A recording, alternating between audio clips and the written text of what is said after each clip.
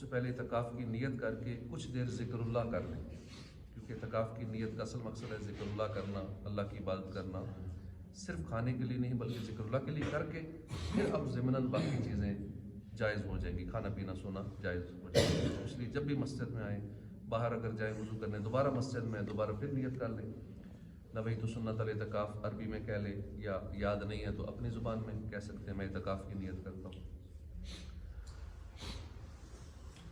فرمان مصطفیٰ صلی اللہ علیہ وآلہ وسلم، جو مجھ پر روز جمعہ درود شریف پڑھے گا میں قیامت کے دن اس کی شفاعت کروں گا۔ آج جمعے کا دن ہے، کثرت سے آج درود پاک پڑھے انشاءاللہ۔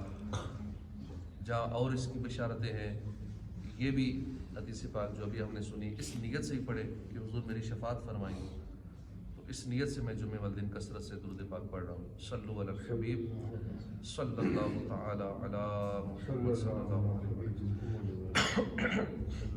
وسلم۔ 14واں پارہ سورہ نحل کی آیت نمبر 76۔ اعوذ باللہ من الشیطان الرجیم، بسم اللہ الرحمن الرحیم۔ وضرب اللہ مثلا رجلین احدہما ابکم لا یقدر علی شیء وهو کل علی مولاه اینما یوجهه لا یأت بخیر هل یستوی هو ومن یأمر بالعدل وهو علی صراط مستقیم وللہ غیب السماوات والارض وما امر الساعة الا کلمح البصر او هو اقرب ان اللہ علی کل شیء قدیر۔ اللہ کے نام سے شروع جو نہایت مہربان رحمت والا۔ وضرب اور بیان فرمائی اللہ نے مثل الرجلین دو مردوں کی مثال، رجلین دو مرد، مثلا مثال دو مردوں کی اللہ نے مثال بیان فرمائی۔ احدہما ان میں سے ایک ابکم ایک گونگا ہے، لا یقدر علی شیء کسی چیز پر، لا یقدر وہ قادر نہیں ہے، وہو کل علی مولاه اور وہ بوجھ ہے اپنے آقا پر، علی مولاه اپنے آقا پر، اینما یوجہ جہاں کہیں، یوجہ وہ اسے بھیجتا ہے، لا یأتی بخیر وہ کوئی خیر لے کر نہیں آتا، حل یستوی کیا برابر ہو جائے گا، ہوا وہ، ومن یأمر بالعدل اور وہ جو یأمر حکم دیتا ہے، بالعدل عدل کا، وہو علی صراط مستقیم اور وہ سیدھے راستے پر بھی ہے، وللہ غیب السماوات والارض اور اللہ ہی کو غیب السماوات والارض آسمانوں اور زمین کی چھپی ہوئی چیزوں کا علم ہے، وما امر الساعۃ اور نہیں قیامت کا معاملہ، امر الساعۃ قیامت کا معاملہ، الا مگر کلمح البصر او ہوا اقرب کلمح البصر آنکھ جھپکنے کی طرح، او ہوا یا وہ اقرب اس سے بھی زیادہ قریب ہے، قیامت کا معاملہ آنکھ جھپکنے کی طرح یا اس سے بھی زیادہ قریب ہے، ان اللہ علی کل شیء قدیر بے شک اللہ ہر چیز پر قدرت والا ہے، واللہ اخرجکم اور اللہ نے نکالا تمہیں یا تمہیں پیدا کیا، اخرجکم من بطون امہاتکم تمہاری ماؤں کے پیٹوں سے، لا تعلمون شیئا تم نہیں جانتے کچھ، وجعل لکم السمع والابصار اور اس نے بنائے تمہارے لیے کان اور آنکھیں، والافئدہ اور دل، لعلکم تشکرون تاکہ تم شکر گزار بنو۔ ترجمہ کنز العرفان۔ اور اللہ نے دو مردوں کی مثال بیان فرمائی، ان میں سے ایک گونگا ہے جو کسی شے پر قدرت نہیں رکھتا اور وہ اپنے آقا پر صرف بوجھ ہے، اس کا آقا اسے جدھر بھیجتا ہے وہ کوئی خیر لے کر نہیں آتا، تو کیا وہ اور دوسرا وہ جو عدل کا حکم کرتا ہے وہ سیدھے راستے پر بھی ہے، کیا دونوں برابر ہیں؟ اس آیت میں اللہ تعالیٰ نے مومن اور کافر کی ایک مثال بیان فرمائی ہے. اس کا خلاصہ یہ ہے کہ ایک شخص گونگا ہے جو کسی شے پر قدرت نہیں رکھتا، کیونکہ نہ وہ اپنی کسی سے کہہ سکتا ہے نہ دوسرے کی سمجھ سکتا ہے، اور وہ اپنے آقا پر بوجھ ہے، صرف بوجھ ہے. اس کا آقا اسے جہاں بھی کسی کام کے لیے بھیجتا ہے تو کوئی کام نہیں کر کے آتا اس کا. یہ مثال کافر کی ہے. اور دوسرا وہ شخص ہے کہ جس کے حواس سلامت ہیں، بھلائی اور دیانتداری کی وجہ سے بہت فائدے مند ہے، وہ لوگوں کو عدل کا حکم کرتا ہے، اس کی سیرت بھی اچھی ہے. یہ مثال مومن کی ہے. معنی یہ ہے کہ کافر ناکارہ گونگے غلام کی طرح ہے. کافر بیکار آدمی ہے، وہ کسی طرح اس مسلمان کی مثل نہیں ہو سکتا جو عدل کا حکم کرتا ہے اور صراط مستقیم پر قائم ہے. بعض مفسرین کا قول ہے کہ گونگے ناکارہ غلام سے بتوں کو تشبیہ دی گئی اور انصاف کا حکم دینے میں شان الہی کا بیان ہے. اس صورت میں معنی یہ ہے کہ اللہ تعالیٰ کے ساتھ بتوں کو شریک کرنا باطل ہے، کیونکہ انصاف قائم کرنے والے بادشاہ کے ساتھ گونگے اور ناکارہ غلام کو کیا نسبت ہے. اس لیے مسلمان کی جو شان ہے وہ کسی کافر کی، غیر مسلم کی نہیں ہے. لیکن ہمارے ہاں ایسا ایک عجیب رجحان ہے، مینٹیلٹی ہے، کافروں سے دوستی کرنے میں بڑا خوشی محسوس کرتے ہیں اور اپنے مسلمان بھائی اچھے نہیں لگتے.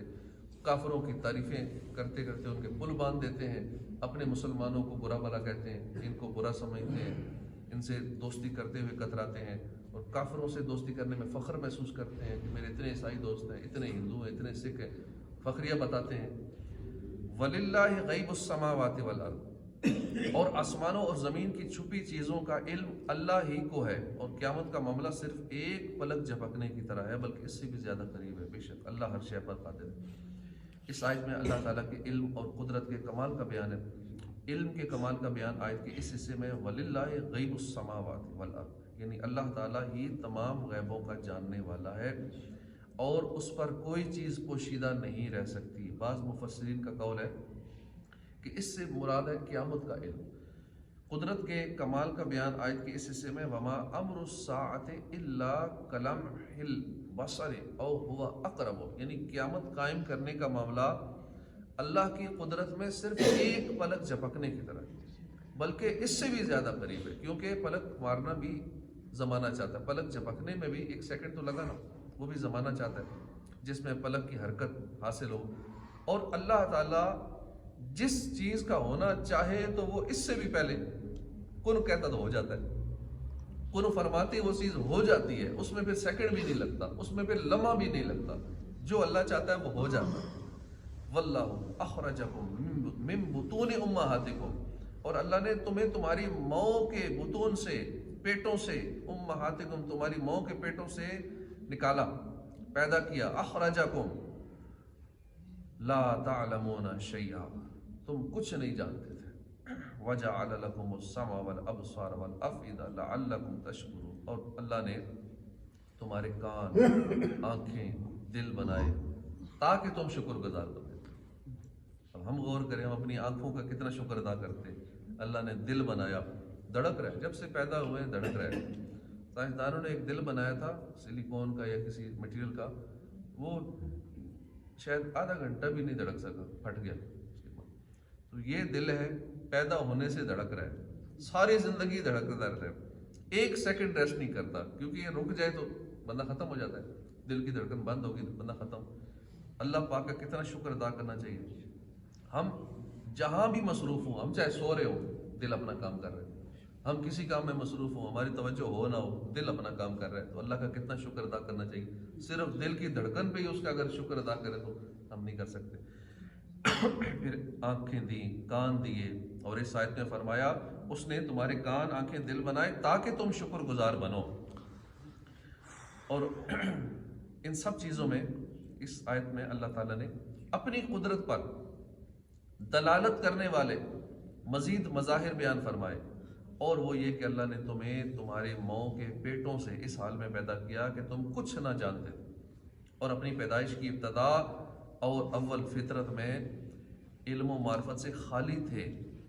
پھر اللہ تعالیٰ نے تمہارے کان، آنکھیں، دل بنائے، جو یہ جو حواس ہیں اس لیے عطا کیے تاکہ تم ان سے اپنا پیدائشی جہل جو ہے وہ دور کرو اور تم شکر گزار بنو. علم و عمل سے فیضیاب ہو جاؤ، اور یہ حواس اس لیے عطا کیے تاکہ تم نعمتیں عطا کرنے والے کا شکر ادا کرو اور اس کی عبادت میں مشغول ہو جاؤ اور اس کی نعمتوں کے حقوق ادا کرو۔ لہٰذا ہر عضو کا شکریہ یہ ہے کہ اس عضو کو اللہ کی عبادت میں لگا دیا جائے۔ صرف زبان سے کہنا بھی شکر الحمدللہ اچھی بات ہے، شکر ادا کرنا زبانی بھی ٹھیک ہے، لیکن اصل شکر یہ ہے کہ اس عضو کو عبادت میں لگا دیا جائے۔ اب زبان سے تو کہتے رہے اللہ تیرے شکر ہے تو نے آنکھیں دیں، اب سارا دن ان آنکھوں سے گناہ کرتے رہے، زبان سے شکر شکر کرتے رہے، آنکھوں سے گناہ کرتے رہے، تو یہ شکر نہ ہوا۔ رب کی نافرمانی میں استعمال ہو رہی ہیں تو یہ ناشکری ہوئی۔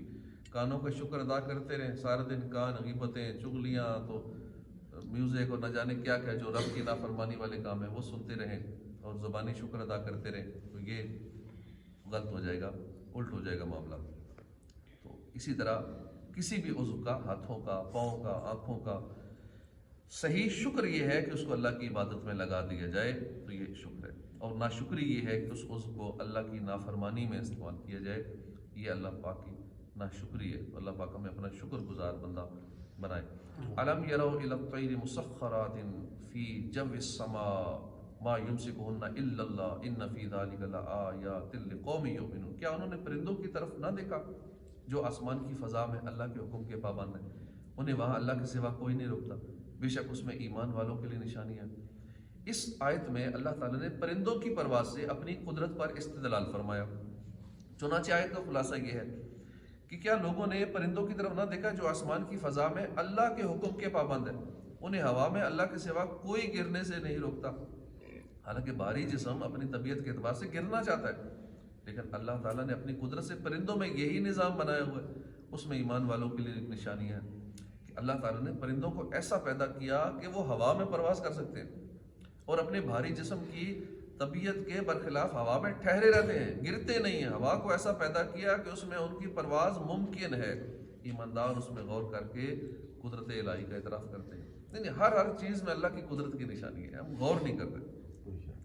اب اس آیت میں پرندوں کی پرواز کے ذریعے اللہ کی قدرت پر استدلال کیا گیا ہے کہ اگر لوگ چاہیں تو فی زمانہ پرندوں سے بھی کہیں بڑی اور وزنی چیز ہوائی جہاز کے ذریعے بھی اللہ کی قدرت پر دلیل حاصل کر سکتے ہیں کہ اللہ تعالیٰ نے انسان کو ایسی عقل، سمجھ اور قدرت دی کہ اس نے ایسی چیز بنا ڈالی جو ٹنوں کے حساب سے وزنی ہے اور بڑی اتنی ہے کہ سینکڑوں انسانوں کو اپنے اندر سمو لیتی ہے، اور پھر اپنے وزن، سینکڑوں انسانوں کا وزن، پھر اس کے اندر جو لگیج ہے، سامان ہے، اس کا وزن کے ساتھ وہ گھنٹوں پرواز بھی کر لیتی ہے۔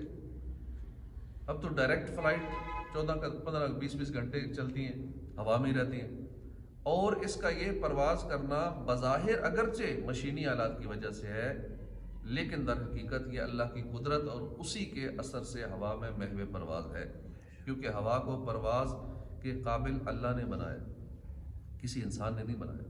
یوں ہی ہوائی جہاز بھی انسان نے اللہ کی دی ہوئی عقل سے، سمجھ سے اور قدرت سے بنایا۔ از خود کوئی کہاں اس قابل تھا کہ ایسی چیز بنا سکے؟ تو اتنی بڑی بڑی اللہ کی نعمتیں ہیں، اللہ پاک کی نشانیاں ہیں، لیکن عقل والوں کے لیے جو عقل استعمال کرتے ہیں، سوچتے ہیں، غور و فکر کرتے ہیں، ہر چیز میں غور و فکر کرتے ہیں، تو اللہ کی قدرت کی نشانیاں نظر آتی ہیں۔ اور پھر شکر اتنا ہی بڑھتا جاتا ہے، جو عقل مند ہوتا ہے وہ اتنا ہی زیادہ شکر گزار ہوتا جاتا ہے۔ جو اللہ کی قدرت میں غور کرتا ہے وہ زیادہ شکر ادا کرتا ہے، اور قدرت الہی کے اسے مظہر نظر آتے ہیں، اللہ کی محبت اس کے دل میں اور بڑھ جاتی ہے کہ ہمارا رب کیسے شان والا ہے، اس نے یہ بھی بنایا، یہ بنایا، یہ کیسے بنایا۔ پرندوں کی مثالیں دے کے اللہ نے قرآن پاک میں پرندوں کی مثالیں دی، پھر یہ دل کی، کان کی، آنکھوں کی۔ تو یہ غور و فکر کرنے والوں کے لیے نشانیاں، چاہے ہم دنیا کا کوئی بھی علم پڑھیں، میتھمیٹکس پڑھیں، فزکس پڑھیں، کیمسٹری پڑھیں، کچھ بھی پڑھیں، اگر ہم صحیح علم کے حوالے سے پڑھیں گے، خالی نوکری کرنے کے لیے نہیں، علم کی نیت سے پڑھیں گے، تو انشاءاللہ بہت سارے قدرت الہی کے مظہر نظر آئیں گے، اللہ کی ذات پر اور ایمان پکا ہوتا چلا جائے گا، چاہے میڈیکل کے علم پڑھیں یا کوئی اور پڑھیں۔ لیکن عقل سلیم والوں کے لیے اس میں نشانیاں ہیں۔